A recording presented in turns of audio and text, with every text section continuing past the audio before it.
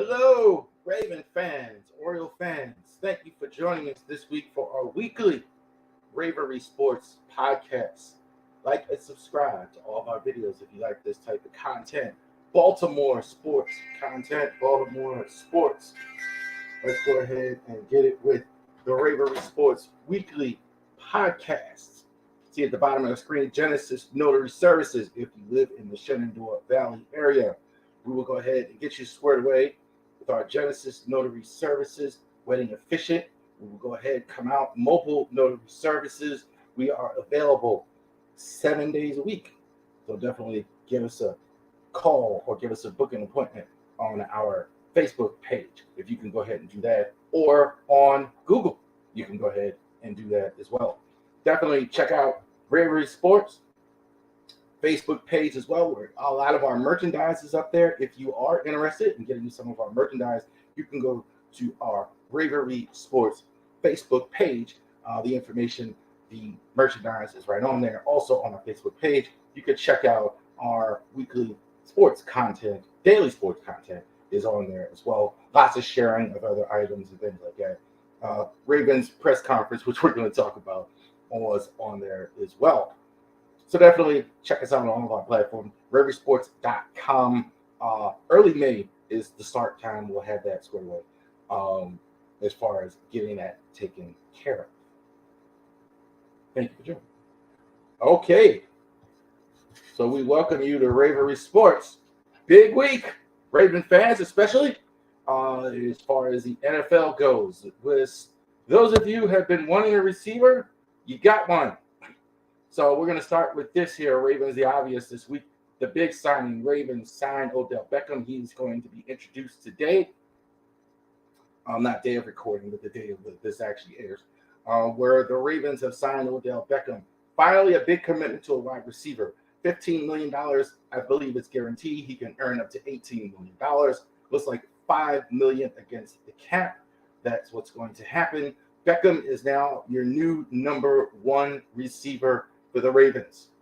Apparently, he was recruited by Lamar Jackson in this.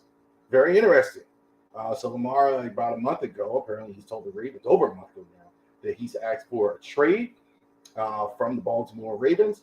But apparently he was been out. I mean, it's been reported in several places that he was out with Beckham celebrating the signing of him signing with the Ravens.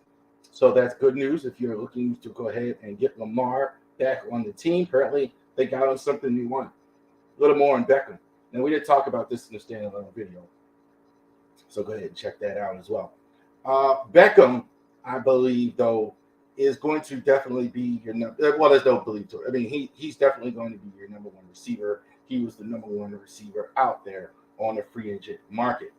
A little bit of a roll of the dice, though.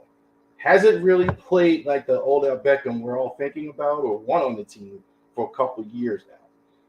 He was let go, I think, by Cleveland, signed with the Rams. Looked really good with the Rams last time we saw him. Possibly was up for a big free agent contract then, but then he was injured. I believe it was the Super Bowl. Didn't play at all last year. And now he's back, and he's going to be back with the Ravens playing as well.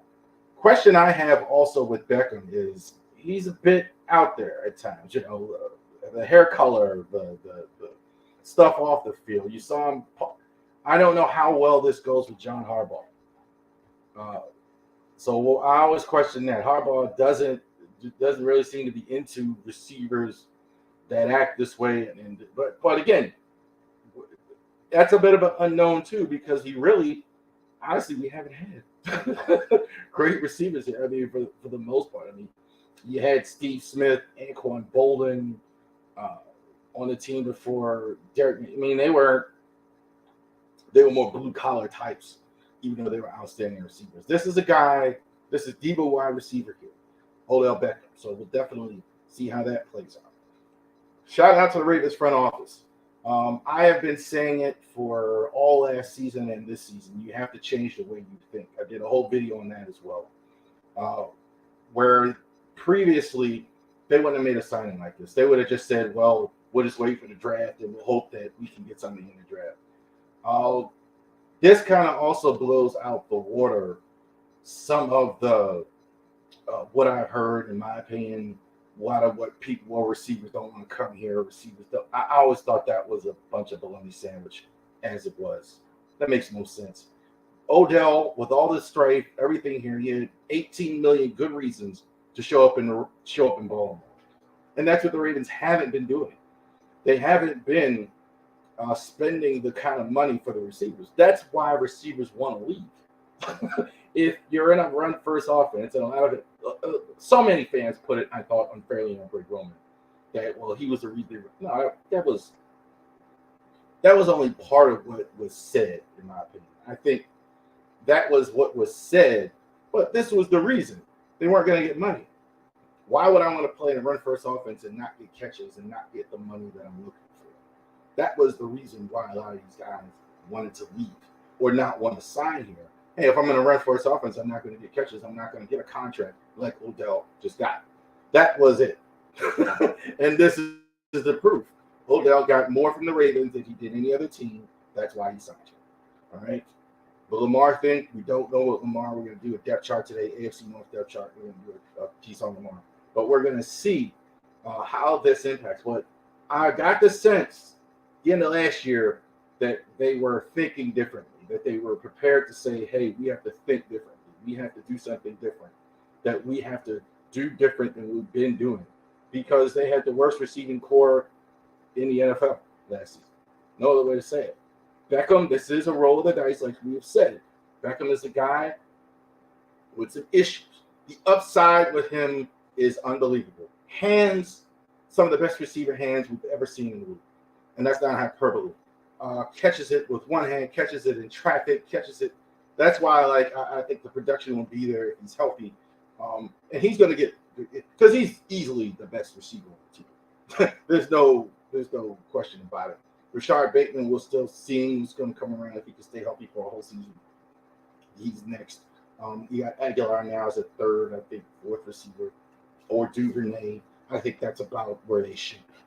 So we'll see how this goes. Getting Beckham as now the newest member of the Baltimore Ravens. He is going to be introduced. I'm going to talk about this as it relates to Odell as well. So we got to talk about Beckham. The Ravens, it's affectionately called the Liar's Lunch, their pre-draft press conference. Now, full disclosure with me in this, I did not see it when this was going on last week, as far as when it was going on. I believe the pre-draft press conference was going on at the same time I was recording last week, and I didn't see it until after it was over, because I was also during recording, I was monitoring the Oriole game that was going on, because that was Grayson Rodriguez's first start with the Orioles in Texas. So I was kind of monitoring that now on this while the recording was going on. And you would have thought I saw the recording. If you would have thought I saw it, like what I said about the quarterbacks last week in the video, I did not until after it was over. They really looked lousy during the Lions lunch. That was about this Chad Steele. I don't know what the heck, man. He goes and stops the reporter from asking question during the press conference about Lamar. Apparently, they were told beforehand, I've heard this a couple times, that they were not allowed to ask about Lamar. We're only allowed to ask about the draft. That's kind of insane to me. As reporters, telling reporters what they get. I mean, it's insane. What else is there to talk about if you're not talking about Lamar Jackson? So it's kind of crazy to me that they'd even say that. Of course you're going to ask about Lamar. Even if you're talking about the draft, everything you're doing in the draft has to do with Lamar Jackson. So what are we talking about? Like that's totally insane. They Eric immediately deflected the question, didn't want to talk about it. I think his name Alex from Channel 13. I forget his last name. He apparently works for Channel 13. He was shut down by reporters. I'm not sure if he was actually. There was a conflicting report on that because he was asking the question about Lamar Jackson. As far as the draft, where everything's going on draft, the Chad Steele didn't explain who that is. That is the PR head of the Ravens. He's in charge of public relations for the Ravens. And he goes and shuts down the question before it's even asked about Lamar. I think and Harbaugh is kind of looking, sitting there. Eric DeCosta is kind of sitting there. The other guy was head of Kyle Stone was sitting. They were kind of just sitting there. What does this have to do with Beckham? They were feeling the heat last week because they looked like they looked soft. Period. John Harbaugh, Eric DeCosta, they look like a bunch of minions. They got chunked out a lot, and they were feeling the heat all week in the press, national. The Ravens organization gets a lot of pass from the media. I mean, it's sensible from even national media. Not a lot of criticism compared to other teams as far as this whole Lamar Jackson thing. They've gotten a lot of rope. They've gotten a lot of rope with a lot of things. They looked bad last week. Now, as far as the Beckham thing, I don't know if the two are related, but it's interesting. They capitulated now, doing something they don't normally do after that. Maybe they are, I'm sure they would say, this has nothing to do with anything. That has nothing to do with that. Because they're going to have a presser about Beckham, I'm sure. So they're going to say for sure, well, this is not related at all. This has nothing to do with anything. This is not blah, blah, blah, blah. I'm sure they'll answer questions in the presser about Beckham, of course, about Lamar. I'm sure they'll do it then because this is good. They'd rather do that. But not sure that that's a complete coincidence because they were taking a lot of heat. They look kind of bad. Well, they look real bad, frankly. I thought you can't do that. You can't say that you can't ask about Lamar Jackson and expect him because that's ridiculous. He's the starting quarterback. He's the league MVP. You know, he's the center of the franchise. Why? That's like saying that's like saying that's like saying to a Kardashian, hey, we can't ask about the reality show. Well, what else is there to talk about? Or whatever. Not a great set. But like, why would I be asking about their car collection? I mean, that's insane. So the Liars Lunch, Beckham signs. I mean, they may have been trending in this direction, but I'm actually believing that had something to do with it. I think the fact of the Liars Lunch and they looked so bad at it, and then they wanted to go a positive route because that's a lot of money they gave them. This is higher than that. This is like $5-6 million higher than the next receiver, even though it's a 1-year deal. So that's a lot of money they spent. I think part of that is they capitulated. They didn't look good. Pressure. What I talked about last week with Joe Flacco and the contract and how he got it. Didn't have a deal. Joe goes, wins the Super Bowl. Looks good in the playoffs. Fans are kind of now on your case. Pressure. Maybe that was it. Sad. We'll never know. But I think the Liars Lunch factored into the Beckham decision. Okay, let's up our offer and let's go a little harder. So, Odell is a Raven. Let's go ahead and do this. Lamar or not to Lamar? So there's a great Shakespeare play. Let's shout out Mr. S, the late Mr. S at Baltimore City College, where we read Shakespeare, the old line, to be or not to be. That is the question. Old Shakespeare. Shout out Mr. S, Baltimore City College. God rest his soul. Great English class we had where we heard Shakespeare. So our version of that is today, Lamar or not to Lamar? That is the question. We're talking about Lamar Jackson. Now, it's looking better that he signs, obviously, with the whole Beckham news. And that's great. He's been a free agent. So what teams should be interested in Lamar Jackson? What teams should be interested in him? Well, I put together a whole list of the league outside of the Ravens, which is obvious, of teams that should and should not be looking at Lamar Jackson. Certain teams can't do it because of the cap. Certain teams have issues. Certain teams should be pulling the trigger. Which team should not be pulling the trigger? Okay? So I put this in a couple buckets. Teams that should Lamar, that should not Lamar, or should Lamar. There's also percentages to it as far as that goes with teams who should Lamar and teams not Lamar. So let's take a look here at this. All right, so these teams should not Lamar, okay? Not to Lamar, okay? These are teams with franchise quarterbacks, shouldn't have to do anything with Lamar. They should be spectators sitting on the sideline. Kansas City Chiefs, that's obvious.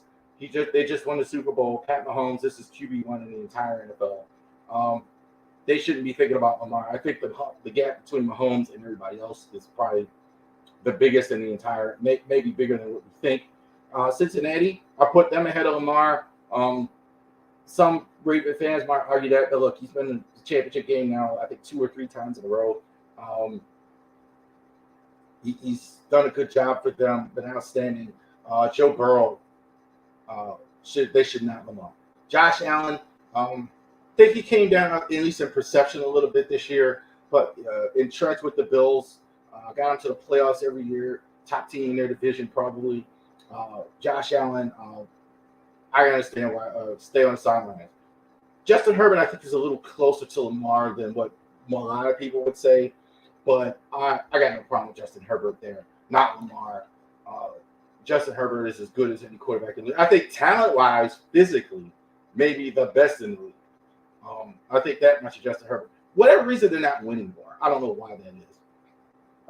So Justin Herbert, they should not Lamar. Jacksonville Jaguars, Trevor Lawrence, he was ascending this year. I thought he carried it to the playoffs. I really think the best is yet to come from Trevor Lawrence.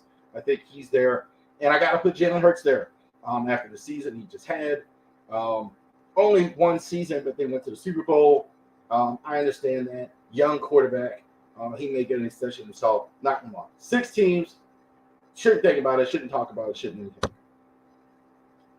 These teams, I think they may have a quarterback better than Lamar, may not in this category, or it's close enough where I wouldn't do it, where I probably wouldn't do it. So the first category is a definitely not to Lamar. This is probably not in any sense. Okay, Derek Carr for the Saints. Saints were looking for a quarterback. Derek Carr, I got no problem with Derek Carr if you have him. I think he's a little underrated. I think very interesting too. I think maybe not even on this list, but he's in New Orleans. I think getting him out of Oakland, frankly, makes sense. I kind of think about Jake Plummer going to Denver here with him. He's had such a mess. Maybe he's better than what we think, and I think he's been decent. So I understand a team if you have Derek Carr's quarterback not going at Lamar. I kind of that's about as low as I would go there. Where I wouldn't consider it. Deshaun Watson, not to Lamar. I think Lamar's been better than him in college and in the NFL. But Deshaun Watson's really good. I don't think there's any question about it. He's the top 10 quarterback when health. We'll see it this year, what he's lost. He hasn't played really a full season in a while. So we'll have a whole camp. We'll have the first time in a while we were seeing the Deshaun Watson that we've seen before. Jets, Aaron Rodgers. Aaron Rodgers is the greatest quarterback maybe right now that Tom Brady is retired in terms of his whole career, a legacy, instant Hall of Famer. I don't know if right now he's as good as Lamar, but you got Aaron Rodgers. I can't argue too much with that. I think the Jets would have been in on Lamar, frankly, had they not had Aaron Rodgers, which would probably be less expensive than a trade would have been with the Ravens. Kenny Pickett, the Steelers. Get it here. First round pick last year, still developing. Not quite there yet, but I understand it if you say, okay, we want to see him develop a little bit more. I get it. They shouldn't do it. I understand if you say no to that, if you have a Kenny Pickett there. He was good enough last year to keep going. Kyler Murray, I thought, I'm sorry, skipped over Matt Stafford. Matt Stafford won a Super Bowl years ago, the season before last. Got to get him healthy. Probably you're paying him so much money. I understand why they're not in it. I'm okay with Matt Stafford if you say Matt Stafford's my quarterback. Same with Colin Murray, regressed a little bit. Similar style to Lamar, so I get it. Injured, they probably can't move that contract, which is why they're not doing it. But I understand Colin Murray. Colin Murray, I think he's pretty good. I don't think but pretty good category. I don't know if he's top 5, top 10, or anything like that. But pretty good. I can live with Colin Murray as your starter. Last two, Carolina and Houston, number 1 and number 2 pick. Makes sense. They're going to have C.J. Stroud and Bryce Young. I don't know which order in particular, but if you're picking first, you're picking second, I can understand why you wouldn't make the trade for Lamar Jackson and give up a lot of it. If you're picking first and there's a quarterback. So it makes sense why you wouldn't do that.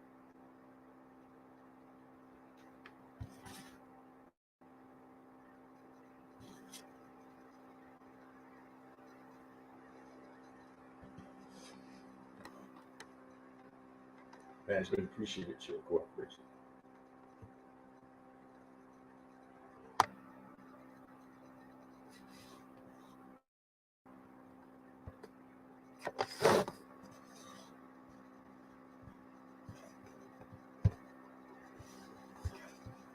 Give me a second. Screen froze up on me there, so I couldn't see it. Okay, these teams, I think, should pull the trigger on Lamar. This is closer, but if I was a GM for this team, I would do it. If I had a chance to get Lamar Jackson, and this is what I had, these teams should do it. It's a little closer, but I think you should do it. Miami Dolphins, Tua Tagovailoa, they should be taking they should be taking Lamar Jackson. Tua had a good season and all last year. He was very good. With his injury history, I don't really trust it. I think also, too, he's had the benefit of 2 outstanding receivers, Tyreek Hill and Jalen Waddle. If I had Lamar Jackson with those guys, I'd actually be pulling the trigger on it. New England, Mac Jones. Mac Jones is good enough, but he's not – I don't think he's in the same level of even that last group. Might get better, but if I have a chance to get Lamar Jackson, I'm pulling the trigger. I'm not going to stay with Mac Jones. Same with Detroit, Jared Goff. Goff was better last year. I think Goff is probably better than what people say. I've always kind of thought that. He's not efficient, effective, but he's not a stud. Lamar Jackson is a stud. I'd pull the trigger if I had Jared Goff. Dak Prescott with the Cowboys. Jerry Jones would absolutely do this if he could. Absolutely do this if he could. I think for whatever reason, that's a lot of money they're paying Prescott, whatever. I think if he had more assurances or Lamar really was, I absolutely think they would. Absolutely, they should do it. Dak Prescott. You got a better quarterback. Kirk Cousins, this goes without saying. Kirk Cousins, pedestrian is his middle name. Decent enough quarterback, doesn't do well in the playoffs, doesn't do well against good teams. He's been given every resource. I'd absolutely pull a trigger if you get Lamar Jackson. Now, some of these teams also too can't do it because of the quarterback salaries, etc. And it's hard for them to make a move like this. Justin Fields, also too, like some of what I've seen from Fields, but I don't. As a passer, I'm not overly enamored. And especially the way Lamar plays and the way Justin plays, I wouldn't have to change my offense too much. I absolutely would go ahead and take that, especially if I'm picking ninth. I absolutely would get a chance to get a Lamar Jackson. Now, they did have the first pick and trade back to get ninth to stick with Justin Fields. So they're confident enough in him. I would have looked at Lamar Jackson. If I had Justin Fields, this is definitely for me to think about as far as getting Lamar Jackson. These teams should be doing it, and I don't know why you're not doing it. There's nothing to think about here. Washington Commanders, you got Sam Howell as the quarterback. Uh, yeah, totally unproven mid-round guy. Don't know why you're not looking at a Lamar. Uh, Falcons are even crazier. Desmond Ridder wasn't any good last year. Um, and apparently they're going to start him. Apparently, and they even have the cap space, so that's really crazy. So they definitely should be looking at him as well. Definitely, they should do it. Tampa Bay Bucks should do it. They signed Baker Mayfield to a contract. He's not prosper. I put him, but Kyle Trask is there, kind of the same. I don't know why they wouldn't go after. I don't know why they wouldn't go after Colts. Got rid of Matt Ryan. They have the 4th pick. To me, that's not good enough to pass up on Lamar Jackson if you're picking 4. I'm not as big on Anthony Richardson and I'm not as big on Anthony Richardson and Will Levis. I definitely would take Lamar. Geno Smith. Geno Smith was really good last year, so I kind of struggled more to put him there, but he's not the long-term answer at quarterback for them. He might have another good year or two, hopefully, but I would be going after Lamar if I am Geno Smith. So there you go. To Lamar or not to Lamar. I cannot understand some of these teams, especially in the back, not going after Lamar Jackson. Makes no sense. Atlanta, especially with the room to sign him. Make an offer, for God's sake. You know, I've heard every excuse why you don't want to win. It's something weird going on why you wouldn't want to sign a Lamar Jackson on your team when you have that as your quarterback. Even a lot of teams with decent enough quarterbacks, I think, should be pulling the trigger on that. Dak Prescott, Kirk Cousins, or whatever. If you want to show your fan base you're trying to win, I pull the trigger. All-pro quarterback is like 26 years old. So there you go. Lamar or not to Lamar. So we'll go ahead and monitor that. It looks more like he may come back.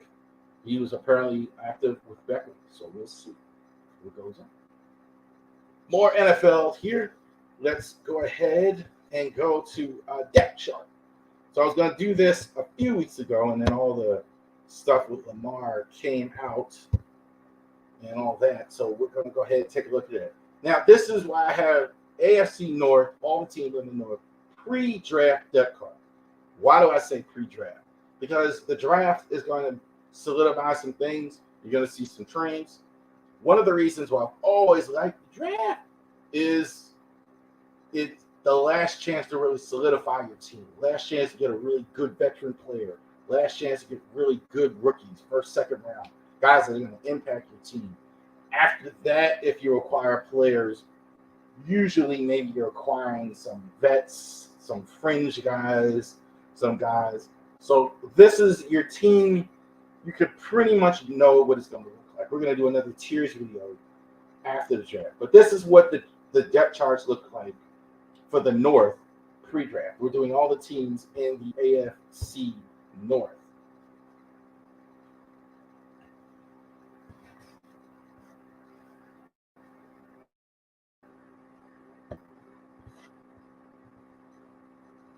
Going up there, screen keeps pretty good. There you go.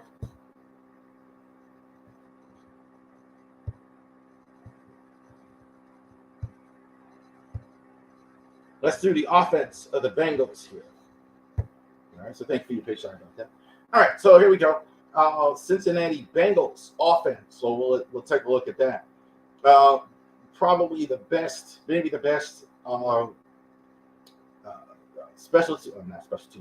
skill position group in the entire AFC North. Joe Burrow, quarterback. Joe Mixon. We'll see if he's still there. Jamar Chase, T. Higgins, Tyler Boyd, David Njoku, Little Zeus. Orlando Browns taking over the left tackle, spent a lot of money on him. Jonah Williams, we'll see if he's still there. Injury issues, not happy, but he should be there at right tackle if he stays. Kodo Folson, Ted Karras, Alex Kappa, couple bets there on the inside. So they made some improvement in terms of they made some improvement in terms of their offense with Orlando Brown. So Orlando Brown getting there. The biggest issue that they've had is their lack of offensive line. So they're going ahead and they're fixing that with the signing of Orlando Brown and getting that squared away. Defense.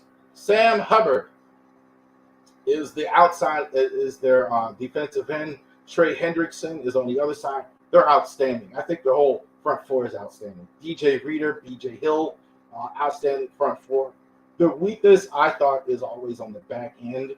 So they made some changes. Jermaine Pratt, Akeem Davis, and Logan Wilson. Logan Wilson's pretty good middle linebacker. I think he's decent enough. I don't love the outside guys a lot, but they're decent enough. I think their offense kind of like can help them out with that, their defense. Hopefully I can say the name right. Chibi Aguze. Thank you. He's the starting outside cornerback along with Mike Taylor. He's in the nickel. Cam Britt Taylor is penciled in right now. The other corner, Dax Hill, is at safety, and they went ahead and brought in Nick Scott from the Rams. So there is your safety group, linebacker group. I think it's not great. That group, they're kind of eh. I thought last year they were kind of eh. They can do better than that. I think they're going to fill that back end in the draft. I'm not convinced in that back end. Offensively, and I think most of the team is good. So far, they look like the best team in the division. Cleveland Browns, Deshaun Watson, Nick Chubb, Amari Cooper, Donovan Peoples-Jones, signed Elijah Moore. By the way, the free agents they signed this year are going to be in black. David Njoku, Jarrett Willis, Joe Beninado, Ethan Pollock, Wyatt Teller, Jack Conklin starting for them at right tackle. Pretty good. We'll see the big thing here, obviously, the Cleveland offense. How does Deshaun Watson look for the entire season? That's the thing. Can Deshaun Watson give them an entire season like the Deshaun Watson that we've all seen before?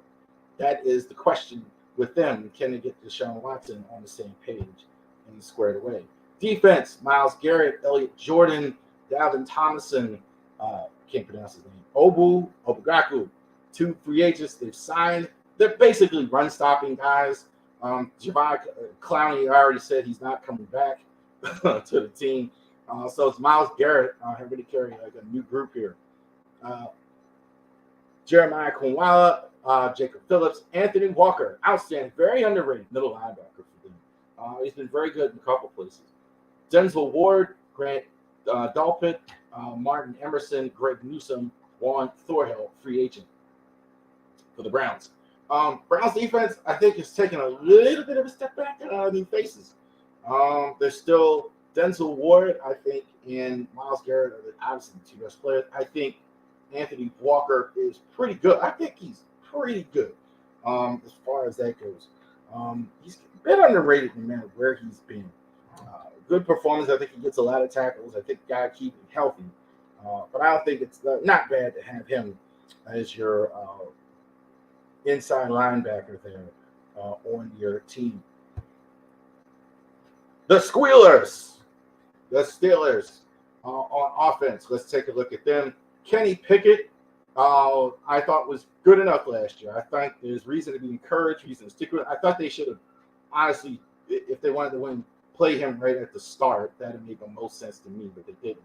Najee Harris, just got to get him some blocking. Deontay Johnson, George Pickens, Calvin Austin, Pat Fairmouth. Good skill group. Maybe they take another receiver. Maybe they seem to be really good. They're like the opposite of the Ravens in a sense. You got to give them credit. Finding receivers. Finding them in the first round. They traded away Chase Claypool, a guy with a lot of potential, because George Pickens really emerged for them. So they seem to every year find these young receivers in the draft. And Pat Fairmouth, I think, is good at tight end. Issues on the offensive line, Dan Moore, Isaac Samalo, they went ahead and signed Mason Cole, James Daniel, and Okafor at the right tackle. Yeah. not so great at the offensive line. I think they have to do better there if they went ahead and win. That's probably in the draft where I'd be looking to find them. Larry Obajomi, Martavius Adams, Cam Hayward is a superstar. So is TJ Watt. He's outstanding. Couple of new faces here. Cole Holcomb, free agent and the inside linebacker. Eldon Roberts, go ahead, he's free agent, another inside linebacker. Alex Highsmith, underrated, decent enough season. Veteran Patrick Peterson, along with Keanu Neal, go ahead, free agent additions. Micah Fitzpatrick, along with Levi Wallace and Arthur Mallett.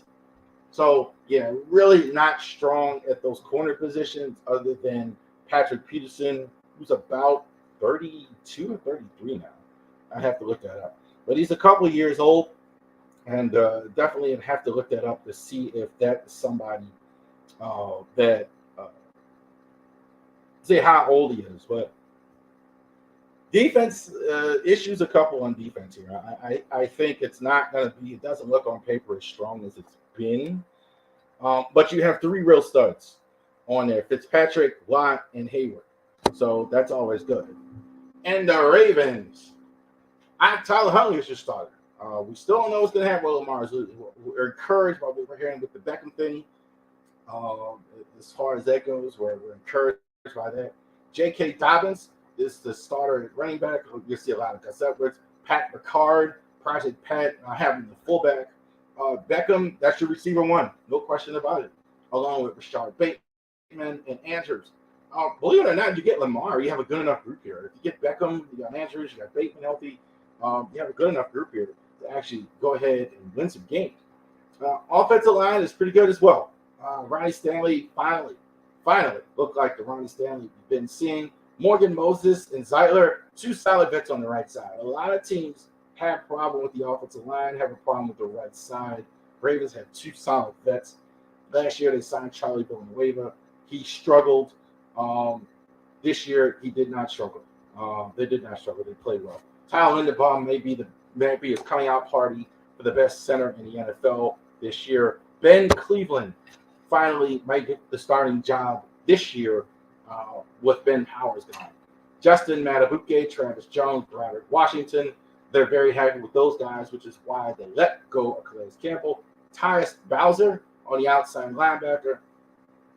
Probably will see Justin Houston if sign again, probably in July, or just JPP along with that, get a lot of reps.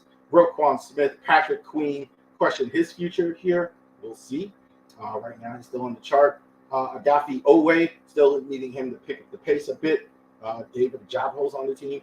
Marlon Humphrey, Marcus Williams, Kyle Hamilton. Issues here at your other corner. Brandon Stevens, Pepe Williams. Marcus Peters still unsigned. So I can't imagine they wouldn't look at him after the draft if he's still available and wants to come back. I think that's something that they would absolutely look at. Corner help is definitely needed.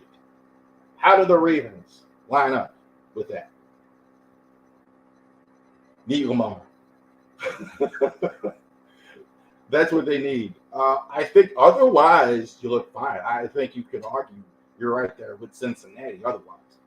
Your defense is definitely better than Cincinnati. But I think you have to have Lamar Jackson. You can't go into the season with Tyler Huntley or Anthony Brown or Anthony Richardson or Will Hooker. That's not going to work. You're not going to win in this division if you have that. So definitely let's go ahead and take a look at that as the season goes, and we'll get that squared away. More NFL questions here. We'll get to this. Where will Austin Eckler wind up? Sad for the LA Chargers. It's sad what they're doing in running backs. It used to be receivers quiet as kept are done at 32, at the age of 30 as well. I mean, the running backs aren't even getting a chance to be 30. Ezekiel Elliott's already talking about him like he's 57 or something. He's 27. I don't know where he winds up. My guess is he goes to a team like like potentially like uh, the team the team I have in mind is maybe like Chicago or Philly, possibly. Good team like that that's gonna that possibly contend. Uh, it's a possibility he stays. Um, I think if they draft a running back, I think he could be gone. So, will Cam Newton play in the NFL in 2023? No, no.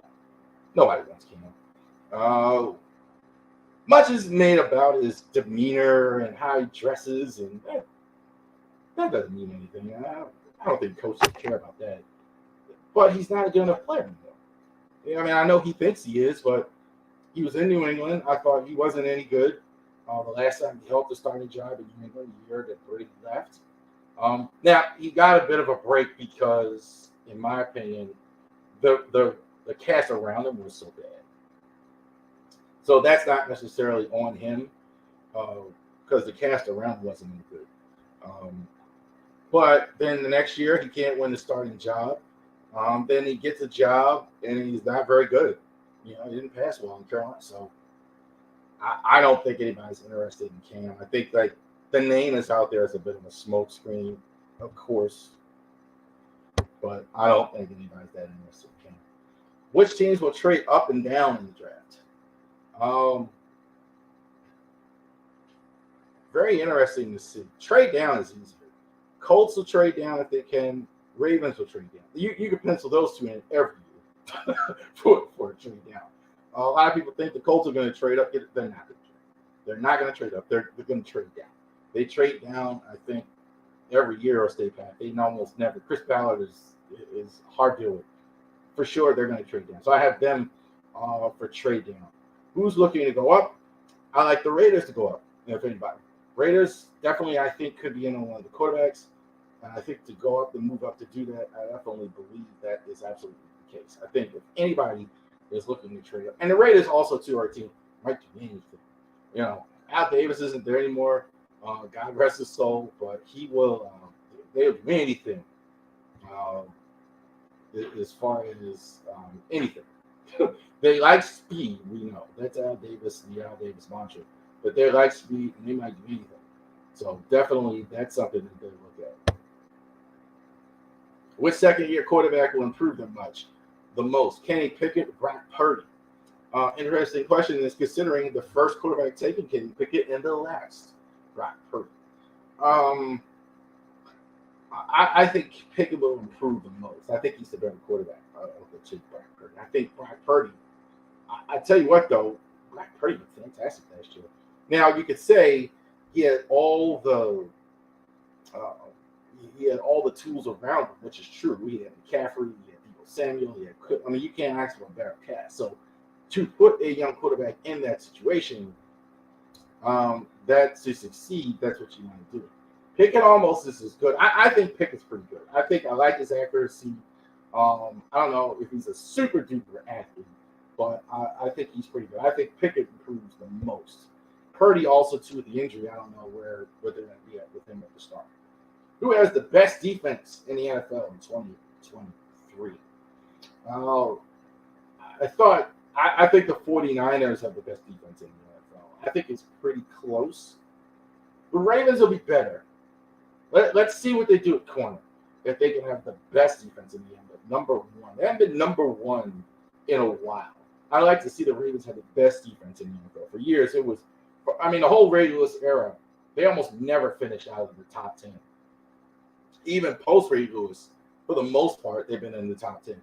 But they haven't been number one. I don't know if they're number one. I think San Fran's number one. I think San Fran has, at every level, they're as good as you can be. Philadelphia was pretty close. And I think Buffalo's pretty close. I really like Buffalo's defense. I think not having Von Miller hurt them last year at the end as far as being the best defense. Let's see how that goes. If they can go ahead and have the best defense in the NFL. There you go. So bigger NFL content, larger NFL content there. All right. Orioles. Couple things there. Orioles off to a good start. Ryan Mountcastle off to a good start. Adley has been on fire. Austin Hayes has been really good. at the start. We'll see how that goes going forward. Kyle Gibson again, fantastic. At the start, we had Grayson Rodriguez to his first start. Looked okay enough. I'm standing by. He should stay in the majors. He shouldn't go to the minors. I don't really see what it is to be gained putting Grayson in the minors at this point. I don't. Why would you be doing that? I mean, I want to see him against big league pitching, etc. As well. Bullpen has not been as good so far. Like I mentioned, in matching Dylan Tate's 9 rounds, etc. So Orioles, though, off to a decent enough start. Beat the A's. As of this recording last night, they beat the A's 2 consecutive times. Bats working well. A's aren't a very good team. I mean, as we know. So I don't know how much you learn from this series against the A's. But we'll see how that goes going forward. Wanted to mention this. I know this is a few weeks I was going to mention this. Adley, John Angelos was on the radio a few weeks ago. He was asked about extensions. Particularly Adley Rutschman we're talking about in terms of an extension for the team. Adley, and they were like, John Angelos, and I'm paraphrasing, it's not a direct quote, but basically he was saying, because he was asked about the extensions for the other guys, like Corbin Carroll, Ruiz with the Nets did an extension. A lot of young players wanted Franco to get an extension. So he asked for Adley. He said, well, this is the challenges of dealing with a young mid-level franchise. Yeah. No Adley extension. Looks like it's coming. Unfortunate. And here's the problem that they're having. Adley's seeing this. Gunnar Henderson's seeing this. These guys are seeing this. That there's no extensions. No extensions for Cedric Mullins. No extensions for those guys.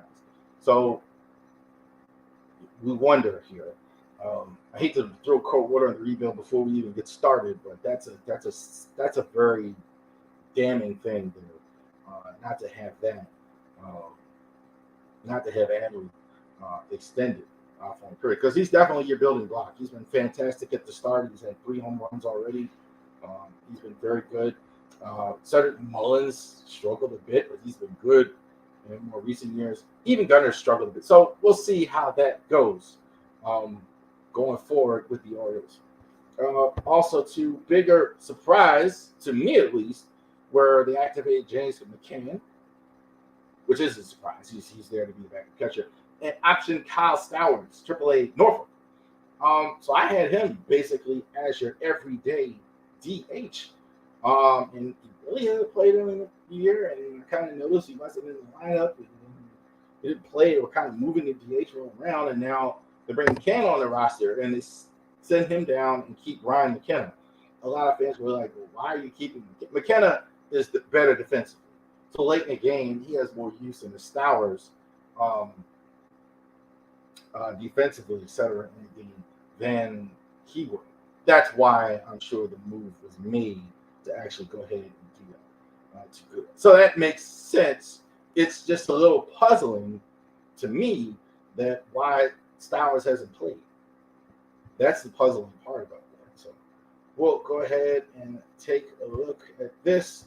Let's look at the new prospect list for the Orioles. Now, because of the middle market factor, et cetera, that the Orioles have had, that the Angelos family keeps talking about, prospects are going to be very important. You're going to have good prospects to be competitive and go to the major league level. So if we don't have an extension for Adley, if we don't have an extension for Gunnar, if we don't have a separate for Cedric Mullins or Santander or whatever, you're going to have to constantly replenish with the prospects. That's why for this year, I really kept a closer eye on the prospects that the Orioles have. Definitely in keeping an eye to look at. Now, for this purposes of this, Gunnar is no longer a prospect, now a rookie. He has rookie status, but he's no longer on the prospect list. Technically, Grayson still is, but I took him out for that reason. I don't think, he's going to be in the majors all year long. Who are the best prospects going forward? Orioles had a very good prospect list, even taking those guys off. So, Jackson Holliday, that's obvious. He's number 1 pick. I think his ETA is 2025. He's fantastic, all-around player, young player. His dad was Matt Holliday, who was an outstanding major leaguer in his own right. Um, I don't 2025.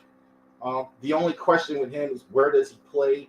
I think for sure, long term, he's going to be at short. Gunner's going to be at third. A lot of people want to see Gunner at short. I think this guy is going to be your shortstop going forward. He's outstanding hitter. He's going to hit the power more than what people think. It's not huge, but he's going to hit the power more than what people think. Colton Cowser, I think I'm very high on him as well. I think he's you almost argue he's black on this team because you got Mullins and Hayes there as well, Santander. I think had it not been for that, you possibly would have seen him on opening day because I think he's that good. I think Colton Cowser is as good as any prospect in the system. He's top 50-ish in the system. Jordan Westburg, I think he'd already be on the roster. I was thinking maybe they wouldn't sign Frazier and put. I'd like to see how Westburg did, but he's probably later in the season. Get away from the injuries. Played a lot with Gunner in the minors. Big guy, big second baseman. That's why I think at some point he might go to first base. But I really like him. Not a super stud defensively, but definitely a very top prospect. Heston Kjerstad. Everybody's starting to remember now. I've been on this for like the whole year that Heston Kjerstad has been killing it no matter where he's been. Older for a prospect. I kind of don't like once prospects get 24, 25. I kind of get, well, you should be in the mid a little bit. But I think he had unique circumstances because he had the sickness and the injury. So I think that has stunted his growth. Plus, it was COVID. Unique circumstances why he's still in minors. DL Hall, 24 years old, losing the faith a little bit with DL Hall. He's got some control issues. So I think DL Hall has tremendous. Let me tell you something, though. If you throw the ball with your left hand and can throw 110, 104, 105, I mean, he's got to get his control under, but he can really do some damage out there. But he hasn't been as strong in AAA. I think that's why he's kind of still there. Still a top 100 prospect, best still pitching prospect in there. Still prospect. I don't think we're going to see him until mid-year, late in the year. I think they're going to leave him in AAA and see how he does all year. Second, 6 through 10 is fabulous. I think in another organization, I think they would be higher. Kobe Mayo at third base. Huge guy. I don't think he stays at first base. He's probably at first base. He's like 6'5", hits a ton.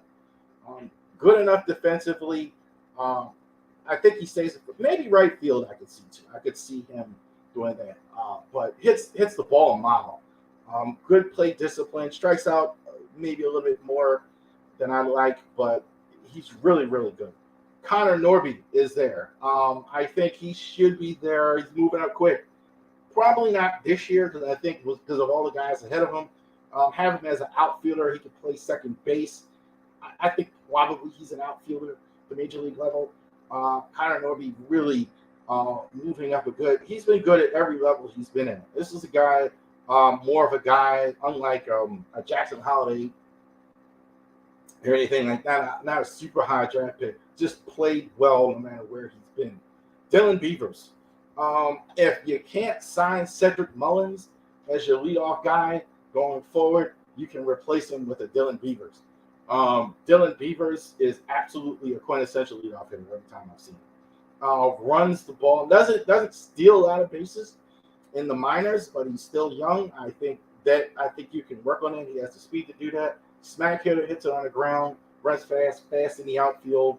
Leadoff guy all over. Max Wagner, not talked about a lot yet. Outstanding player at Clemson. He's been good in the minors. 2025 is about right. I can absolutely see him sooner than that. I think there's no reason to rush him, but he was a phenomenal college player. Hits for power. Let's see though how he does with wood bat. Sometimes that's the only concern with me with guys like that with the phenomenal college power. Let's see how they do with wood bat, aluminum bat in college.